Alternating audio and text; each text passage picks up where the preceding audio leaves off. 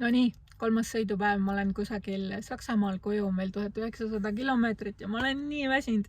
Ma mitu tundi sõitsin pimedas Saksamaal ja mulle tundus, et ma sõitsin oma 110-ga seal lihtsalt nagu sitakuulide vahel. See oli nii jube, et kui tuli ja siis jupp aega ei olnud ka siukest tanklasse keeramise võimalust, oli, et keera lihtsalt maha, jumal teab kuhu.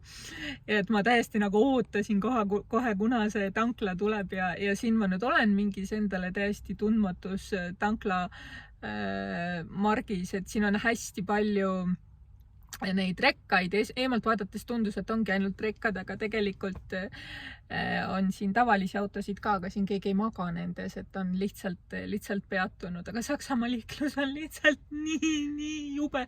Ma vist ei saaks mitte kunagi nagu elada Saksamaal, kuna ma arvatavasti, kui mul oleks mingid lähedased, siis ma kogu aeg mõtleks, et huvitav, kas nad täna jõuavad nagu ühes tükis koju või ei jõua.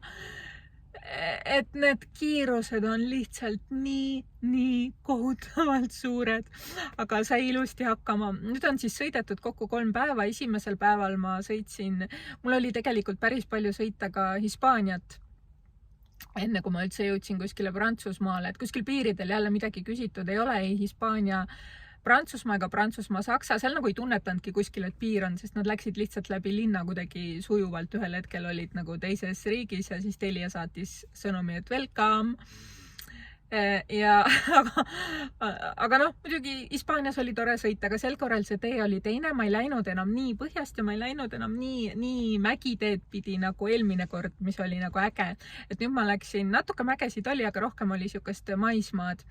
Ja Prantsusmaa oli ikka oma ringid, et tuli mingisugune 126, ma ütleks, et +/–5, sest ma ei ole kindel, et ma kõik ringid nagu lugesin. Ma aeg-ajalt panin kirja neid, et nagu sassi ei läheks, et kui mingi number sai täis, siis ma umbes midagi kähku tsikerdasin paberi peale, nii et ja sealt ma sain kokku 126, aga ma arvan, et raudselt midagi on jäänud ka 2 silma vahele.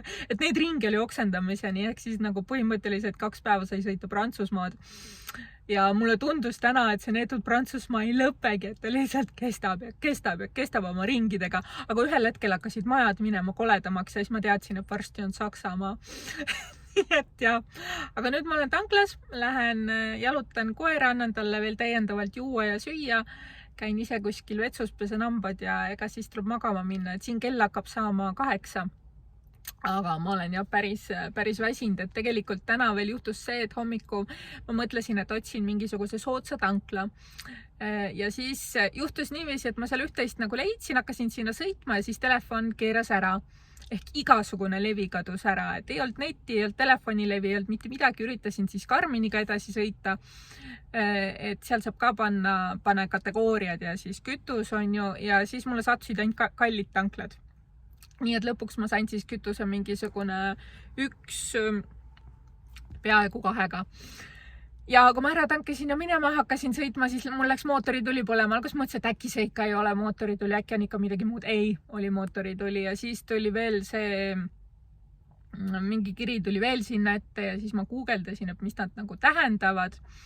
Ja siis tuli välja, et nad võivad tähendada mida iganes, et äkki ei ole väga hull. Siis kuna seal tankla juures kohe oli ka autoparandus, siis läksin sinna, seal oli üks noormehaanik ja vanamehaanik, kumbki muidugi midagi muud peale prantsuse keele ei rääkinud. Kui ma hispaania keeles saan veel umbes 20 sõna aru, siis prantsuse keeles ma arvan, et ma piirdun 5-ga, mõned viisakusväljendid. Nii et ma olen nagu täiesti zero.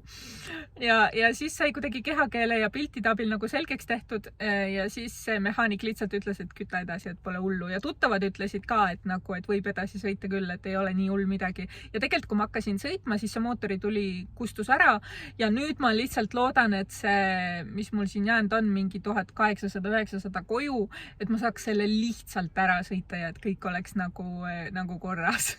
Et hoiame pöialt.